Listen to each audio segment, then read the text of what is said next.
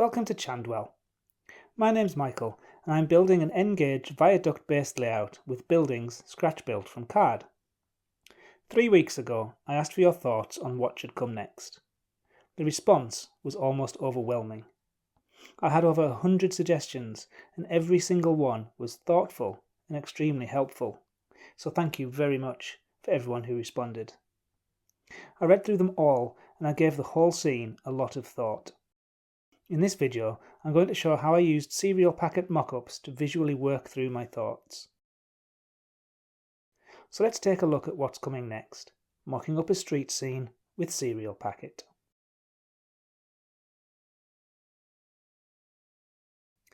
I've decided to model what looks like a disused track that used to leave the station throat and run back across a viaduct through the town. Something like this. I used a bit of old track to help plan where the track bed would have been. Something like this feels about right, but the buttress of the High Street Bridge is in the way. Thankfully, this is a skew arch. If we look directly down the arch, we can see that the arch ends about here on this side. So I can remove the existing buttress and trim the wall back, which should work really well. I took some measurements and I drew some shapes in Inkscape, which I printed onto sticky label before raiding the cereal box cupboard. It didn't take too long to mock up the buttress for what may have been an iron plate girder bridge and the old track bed. I held it together with sellotape. I printed the retaining wall which descends from the hotel in 3 parts. A simple fold and a dab of glue holds them together. When stuck to the baseboard with tape, you can begin to see how the ground will descend towards the station throat, and this little stub of ground should give the impression of a piece of track that used to travel off in a different direction but has long been dismantled. So many people suggested putting the signal box on a gantry over the tracks. This would have looked excellent, but in the end, this white patch at the end of the platform looks just right.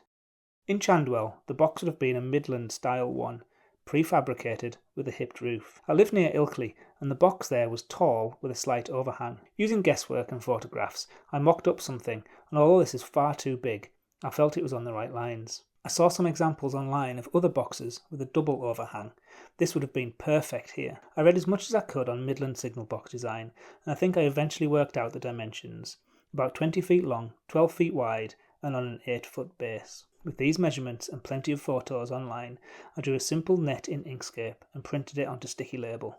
I stuck this to serial packet. I cut it out, I scored the folds, and I began to stick it together with sellotape. I forgot to score the roof line. Oops, so I had to squash it and score those lines once it was half taped together. The roof fits perfectly because I used my usual no maths hipped roof technique. This looks about right. I tried to photograph it from the same angles as the Ilkley box was pictured long before it got dismantled. I think it seems about right. It's still a bit tall, but I think it'll look wonderful here at the end of the platform. So what will go next to the hotel? I considered so many of your excellent suggestions. I remembered that I'd called the street Market Street on a previous video. A prestigious hotel stood at the top of the hill. It runs right down to the high street. The only realistic option was the back of a commercial street, I think. I've always loved North Parade in Bradford. It's full of spectacular Victorian stone buildings, each one trying to outdo its neighbour in elegance and opulence. I've always fancied modelling it. I used Google Maps to virtually explore the back of North Parade, and I was struck with inspiration. It's dark and dingy. Every single building is different. It has modifications and extensions, fire escapes and flues and chimneys, and so many different building materials. This is the back of Market Street in Chandwell. I spent days on the Bradford Council planning portal, and I've looked at every single planning application on North Parade since 1997. Some have architect's elevations which can be used for measurements. Drawing simple shapes in Inkscape allows me to make simple individual buildings. I took Otley Methodist Church for good measure, and 2 elegant buildings from Hustlergate in Bradford, the Old NatWest Bank and the City Vaults pub. Taking the measurements from the layout and putting the elevations for the Royal Scot in place, I could draw the hillside in Inkscape. Then, it was a case of dragging and dropping each of the buildings I had drawn and arranging them along the ground. I tried lots of different combinations, but I was eventually left with 11 individual buildings, which will descend from the hotel, reach track level, and then descend further onto High Street.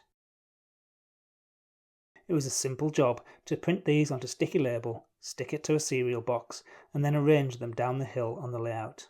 Once all of these mock-ups are in place, I can film from different angles and really study the look of the layout.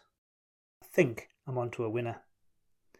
I felt that all of the buildings being in size order was a little unnatural, so I can easily swap these ones around before I start building. I'm really pleased with how this is going to look, and I would love for you to follow along with the build of this street. There'll be loads of little details and loads of scope for backstory and fun with the names of the premises. There is a rich Chandwell history hiding in these cereal packets. If you'd like to learn more about how I made sure the signal box roof joined up on my mock-up, this video will help. If you'd like to support my channel, there's some detail in the description of how you can do that, but I'd love it if you left me a comment or pressed the thumbs up. Please join me next time, where I should have started turning some of this cereal packet into a real part of Chandwell. Until then, thank you for watching, stay safe, and I'll see you next time.